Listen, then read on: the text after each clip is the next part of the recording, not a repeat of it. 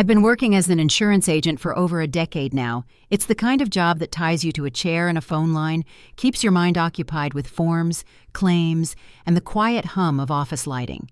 Some days I swear the fluorescent bulbs are plotting against me, but I like the structure, the predictability. You know what's coming, and when it's done, you go home.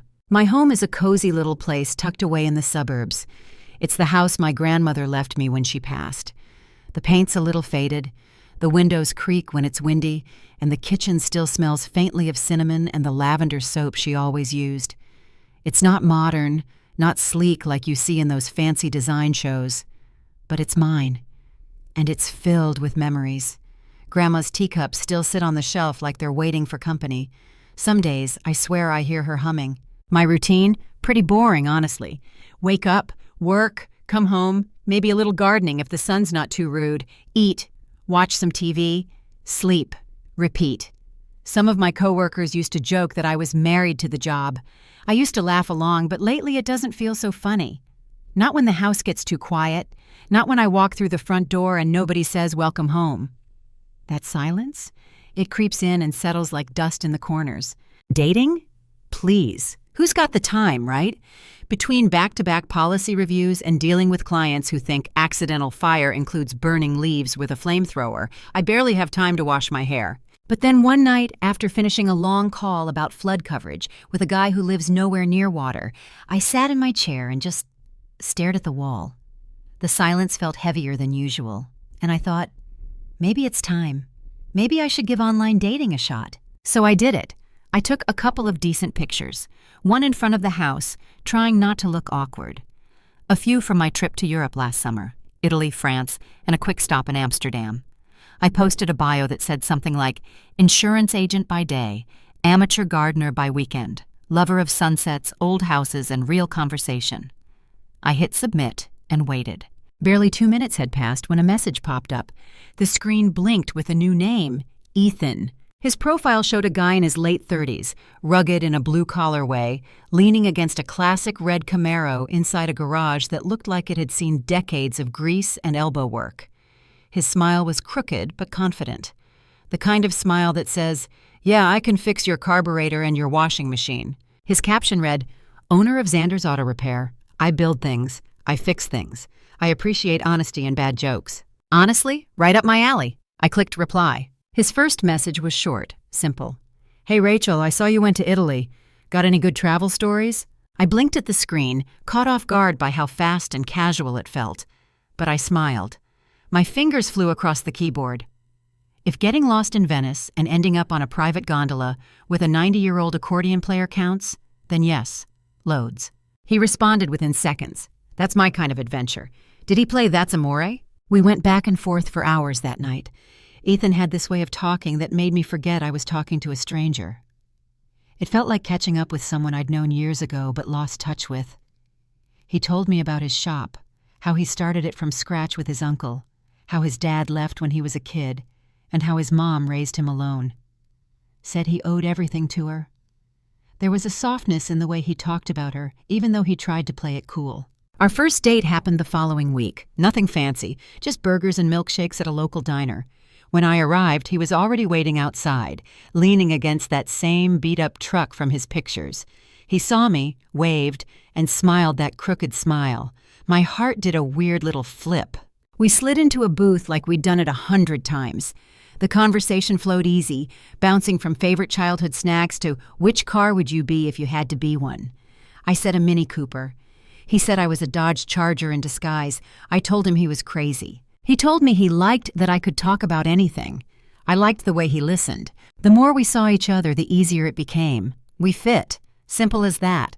He'd stop by after work just to tighten a loose doorknob or bring over some homemade chili from his mom. We talked about music, about travel, about maybe getting a dog one day. Somewhere along the way, the idea of a future with Ethan didn't seem so far-fetched. It felt real, tangible. I was falling. Slowly, then all at once. One night, as we sat curled up on my creaky porch swing, Ethan looked out at the stars and said, you know, Rachel, I think you're the best thing that's happened to me in a long time. My heart caught in my throat. I mean it, he said, eyes meeting mine. I know we haven't known each other that long, but I haven't felt this kind of peace since maybe ever. I reached over, took his hand, and squeezed it. Me too. A few weeks later, he brought up the M word, marriage. I didn't panic, not like I thought I would. Instead, I smiled and nodded and thought, maybe this is it. Maybe I finally found someone I can build a life with. He beamed. You'll love my mom, Maggie. She's the best. She's going to be so happy when she meets you. I was nervous, of course. Meeting the mom is always a big step. But I was hopeful. If Ethan was any reflection of her, maybe we'd get along great. I even baked a pie, homemade crust and all. When the day came, we drove out to her place, a tidy little house with lace curtains and a mailbox shaped like a cat. Maggie greeted us at the door. She had that kind of neat gray bun and cardigan combo that screamed, I make a killer casserole. But something in her smile didn't reach her eyes. She shook my hand, cool and firm, and said, Rachel, I've heard about you. No warmth, just words. Dinner was tense. I tried to make small talk, complimented the casserole, asked about her garden. But each time she deflected or turned the question to Ethan. Maggie, these mashed potatoes are amazing. Ethan tells me you make them from scratch. She nodded, then turned to him. Did you follow up about that lot on Baker Street, the one we saw last year? I smiled politely and shoveled mashed potatoes into my mouth, pretending it didn't feel like I was invisible. On the way home, I asked Ethan, Did your mom not like me? He shook his head. Nah, she's just not good with new people. Give her time. So I did. I gave her time. I kept showing up, kept smiling, kept baking pies.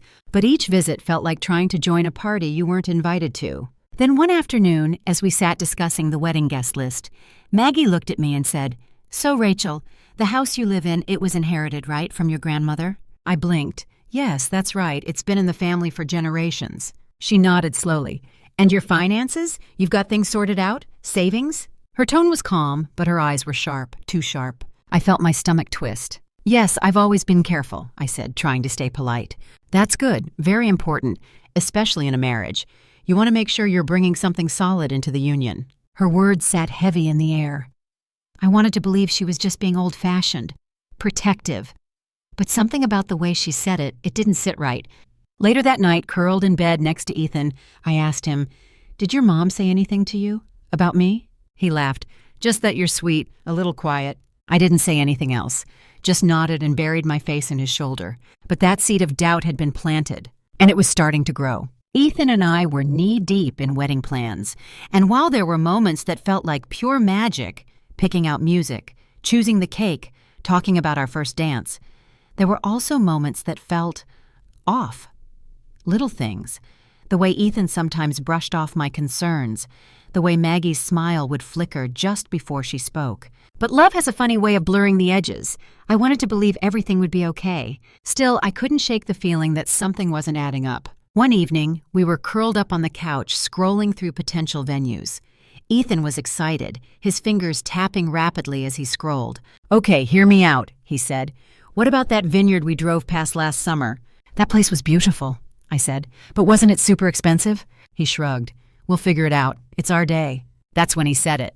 You know, Rachel, my mom and I are really close. I smiled, thinking, yeah, I've noticed. She's basically my best friend. We've been through everything together. There was a slight edge to his voice, like a warning, this is non-negotiable tone. I tried to keep my expression open. That's really sweet, I said. It's nice to see someone who values family. She's always had my back, he continued. She means the world to me. I nodded, reaching for his hand. I get it, Ethan, really. A week later, I found myself standing outside Maggie's front door again, holding a box of pastries and trying to pretend I wasn't dreading the visit. Ethan had promised she'd be warmer this time. She just needs to get to know you, he said. She's probably just nervous.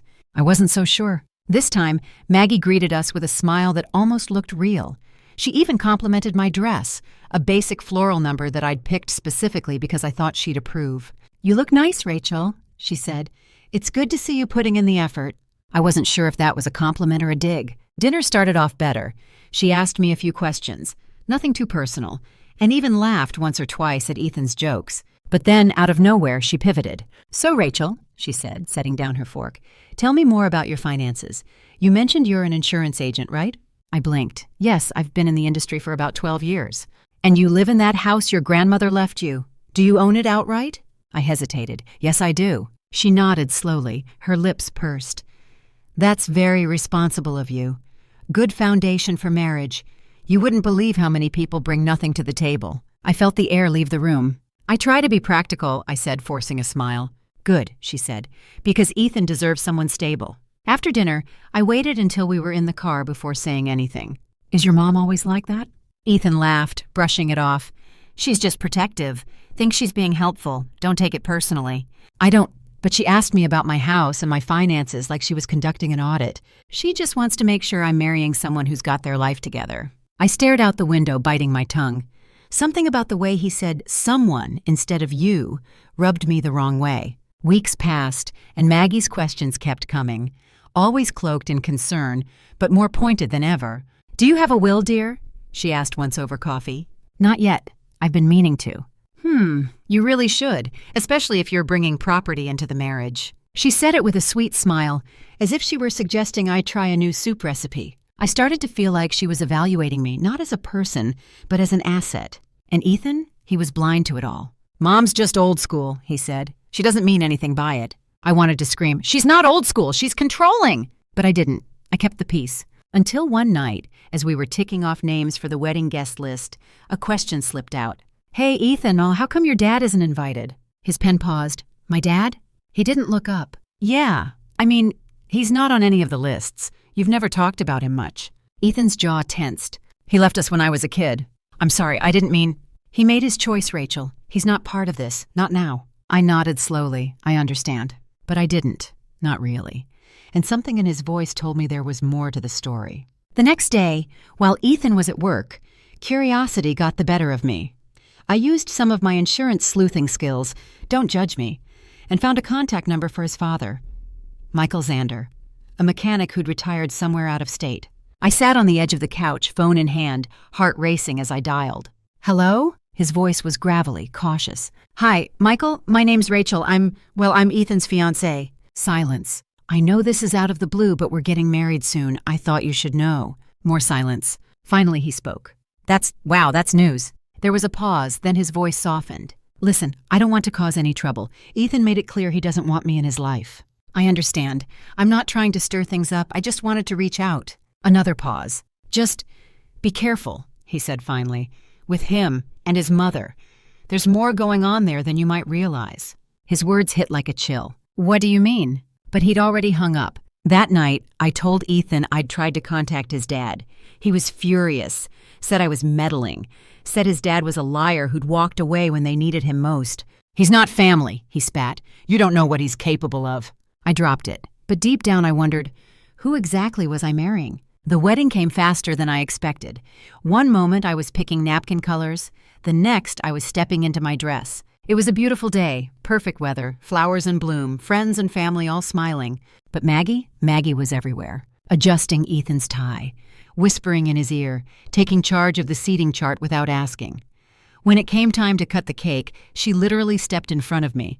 "I'll handle this, dear," she said with that same cold smile. "I'm the hostess after all." I stood there stunned, like a guest at my own wedding. In the photos, Maggie is in nearly every shot.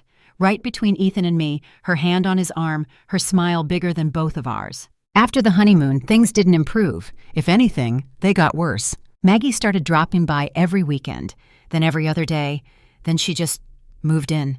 "I'm not feeling well," she said, bags in hand, "and it's not safe for me to be alone anymore." Before I could blink, Ethan was hugging her, helping her into the guest room, my old reading nook. "You're always welcome here, Mom," he said. No one asked me. Suddenly, my home wasn't mine anymore. She took over the kitchen, the TV, even rearranged my living room for better feng shui. She never lifted a finger to help, said her health was too fragile. But she had plenty of energy to criticize me. "Rachel, dear, maybe try using less salt next time."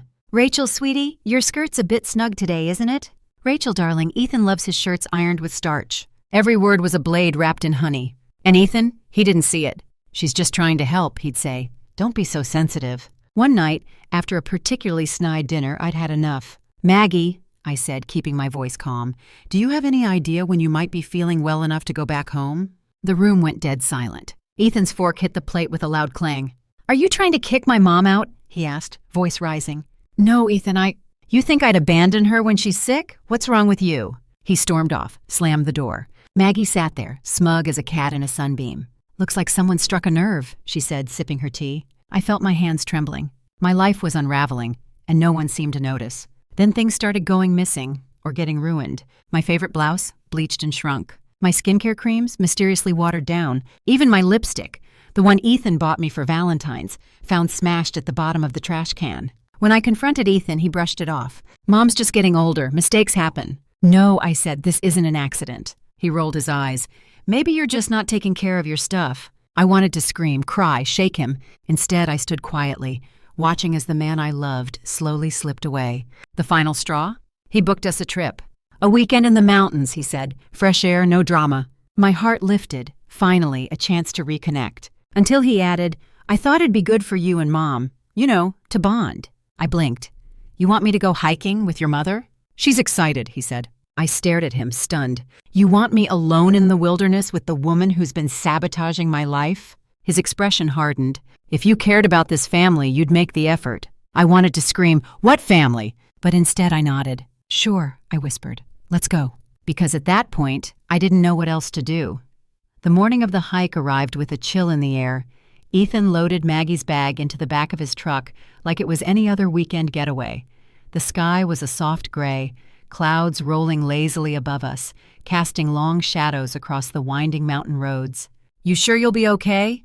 Ethan asked Maggie as we pulled into the parking lot where the group of hikers was gathering. She placed a hand on his arm and gave him that same tight, rehearsed smile. "I'll be just fine, darling. A little fresh air will do wonders." I stood beside them, backpack slung over one shoulder, trying to keep my breathing steady. The last place I wanted to be was in the woods alone with her. But there I was, strapping on hiking boots and adjusting my water bottle like I hadn't been avoiding her in my own home for weeks. The group started off together, about 10 of us total. The trail was beautiful, winding through trees with golden leaves, the scent of pine and damp soil heavy in the air. Birds chirped overhead. It should have been peaceful, but all I could feel was dread. Maggie walked beside me, oddly cheerful. She complimented my shoes, made polite conversation with the other hikers, even told a few jokes. For a while, I let myself hope maybe this was a turning point. Maybe she really was trying. But as the trail narrowed and the incline grew steeper, her energy began to wane. Her cheerful tone faded. Her breathing grew shallow. "Rachel, dear," she gasped, "I think I need to rest. My heart's not what it used to be." I looked ahead. The group had already rounded a bend and was out of sight. "I can wait with you," I offered, trying to keep the suspicion out of my voice. She shook her head. No, just, could you check up ahead? Maybe from that rock? See if you can spot them?" I hesitated. "Please," she said, voice trembling just enough to seem genuine. I nodded, turning toward the rock ledge.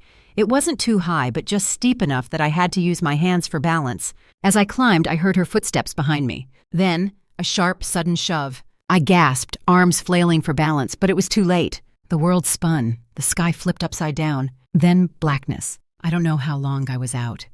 When I came to, everything hurt. My leg was twisted in a way it shouldn't be. My arms were scraped, blood trickling down my wrist. My head pounded. The trees above spun slowly as I blinked into focus. "Maggie?" I called weakly. No answer. "Maggie!" Louder now, panic rising in my throat. But she was gone. So was my backpack, my phone, my water, everything. A tremble started in my hands as the truth clicked into place. She left me. She left me here. And she wanted me gone. The pain in my leg was sharp and unforgiving. I could barely move it without crying out.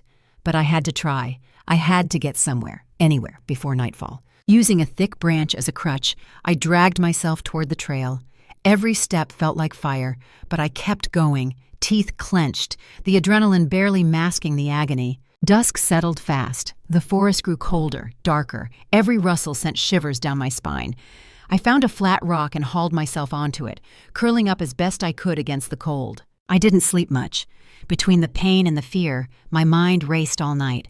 I kept picturing her face, that too sweet smile, the fake concern. The next morning, I forced myself to move again. It felt impossible. My body screamed with every motion, but giving up wasn't an option. Hours passed. Then to voices, distant at first, then clearer. "Help! I cried, hoarse and desperate. Please! A group of hikers rounded the bend. Their eyes widened when they saw me. Oh my God! Over here! One shouted. We've got her! Relief crashed over me like a wave. I sobbed as they radioed for help, offered water, covered me with jackets. The paramedics arrived within the hour, and everything became a blur. Stretchers, sirens, hospital lights. But I was alive. I woke up to the sterile quiet of a hospital room. My leg was in a cast, my arms bandaged, IV in my arm. The beep of the heart monitor was oddly comforting. I reached for the hospital phone with trembling fingers, dialed Ethan's number from memory. He answered on the third ring. "Ethan," I whispered, "it's me." A pause, then his voice, cold and sharp. "My mom told me everything." My heart skipped. "She said you ran off, left her, faked your fall for attention, that you've been unstable for months." "That's not true," I said. "She pushed me. She left me there." "You're lying," he snapped. "You're trying to drive a wedge between us. Well, it won't work. I want a divorce." My throat closed. "Ethan, please." But he was already gone. The dial tone buzzed in my ear. I sat there stunned, tears streaming down my face. He believed her. After everything, he believed her. That night, as I lay staring at the ceiling, a memory surfaced. Ethan's father, Michael. His warning. I grabbed the phone again, fingers shaking. "Michael, it's Rachel. I need to talk to you." He was at the hospital within the hour. When he walked in, his face fell. "Oh, God," he murmured, sitting beside me. "What happened?" I told him everything, from the first visit with Maggie to the mountain. He listened, jaw clenched, eyes darkening. "She tried to kill you," he said softly, "just like she tried to hurt me years ago." I stared at him. "What?" He nodded. "She sabotaged my brakes. I couldn't prove it, but I knew. I left for my own safety, and for Ethan's. Why didn't you tell someone? The police?" "No evidence," he said. "And Maggie is good at playing the victim." "Well, not this time," I said. "We're going to stop her." He gave me a sad smile. "You sure Ethan will believe it?" "I don't care if he does," I said. "I just want to be free." I took a deep breath. "But I have a plan, and I need your help." 2 days later, I called my mother. "Mom, I need you to do something for me. Tell Ethan I'm dying, that the injuries were worse than expected." Her silence lasted a beat. "Are you sure?" "Yes, we need to draw them out." She agreed, reluctantly. The next morning, the hospital door creaked open. Ethan and Maggie stepped in, faces painted with concern. But beneath that, something else. Maggie looked almost smug. "Oh, Rachel," she said, walking to my bedside. "You look terrible." I lay still, breathing shallowly, playing the part. Ethan stood stiffly at the foot of the bed, arms crossed. Maggie leaned down, her voice a whisper, but loud enough. "Everything's going as planned. Soon, the house, your money, all his." I could feel my pulse pounding, but I kept my face blank. Ethan muttered, "It'd be easier if she just went quickly." I wanted to scream, but I waited. Then Maggie whispered something that turned my blood cold. "It was so easy to push you. You actually thought I was tired, and when I told them you took another bus back, they all believed me." That was the cue. Michael stepped out from behind the curtain, holding up his phone. "I got all of that," he said, his voice ringing out like thunder. Maggie froze. Ethan's face drained of color. You set us up," she hissed. "You confessed," Michael replied. She lunged for the phone, but Michael was faster, stepping back. "The police are on their way." I sat up in bed, eyes locked on Ethan. "And here's something else for you," I said, reaching into the drawer and pulling out the divorce papers.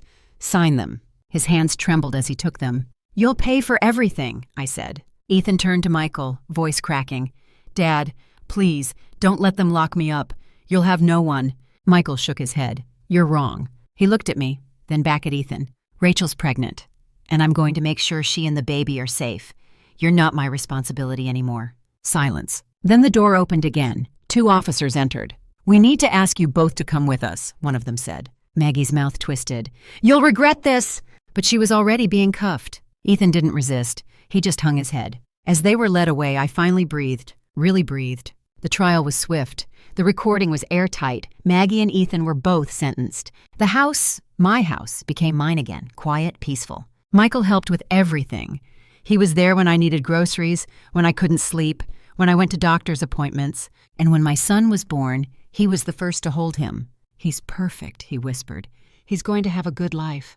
And for the first time in a long time, I believed it. After everything that happened, the lies, the betrayal, the fall, the courtroom, I wasn't the same woman who first smiled at a message from a man named Ethan. Something inside me had shifted.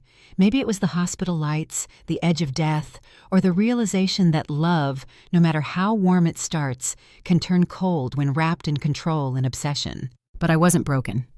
No, I was still standing, still breathing, and I had someone new to fight for now. His name was Gabriel. He came into this world on a cloudy afternoon in late fall, all wrinkled skin and tiny fists, and that faint newborn cry that feels like both a beginning and an ending all at once. The moment the nurse placed him in my arms, I felt something break inside me, not in a bad way. It was like the last remaining piece of that old life cracked open to make room for this one. This small, wiggly, blinking life. He had my nose and a tiny version of Michael's chin. His hair was thick and dark, just like Ethan's had been, but I didn't let that taint the moment. Gabriel wasn't defined by his father's mistakes. He was a clean slate. My clean slate. Michael stood by the window of the hospital room, holding a small blue blanket in his hands like it was made of glass. "You want to meet your grandson?" I asked, my voice still hoarse from hours of labor. He turned, that familiar softness in his eyes.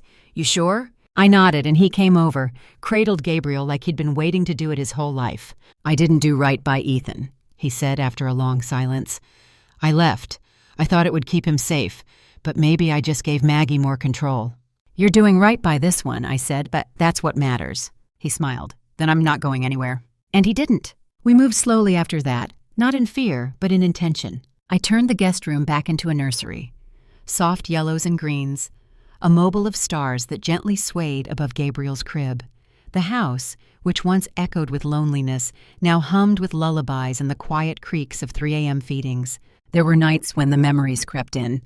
I'd sit in the rocking chair, Gabriel asleep against my chest, and think about that ledge, about Maggie's voice, about Ethan's cold eyes. The betrayal would sting all over again. But then I'd feel Gabriel's heartbeat, steady, warm, real. And I'd remember that I survived. One day, while organizing some legal paperwork, I came across the divorce decree again. It was finalized quickly after the trial. No contest. Ethan never even looked at me in the courtroom, just stared ahead like none of it was real. I held the papers for a moment, then slid them into a drawer. That chapter was over. There was no need to reread it. Michael became a permanent part of our lives, not just a grandfather, but a partner in healing. He fixed the squeaky stairs, built Gabriel a crib from scratch, and started cooking Sunday dinners. Real ones. Roast chicken, mashed potatoes, peach cobbler, the kind that made the house smell like safety. Sometimes we talked about Maggie. Not often, just enough to acknowledge that the shadows were still there, but they didn't control us anymore.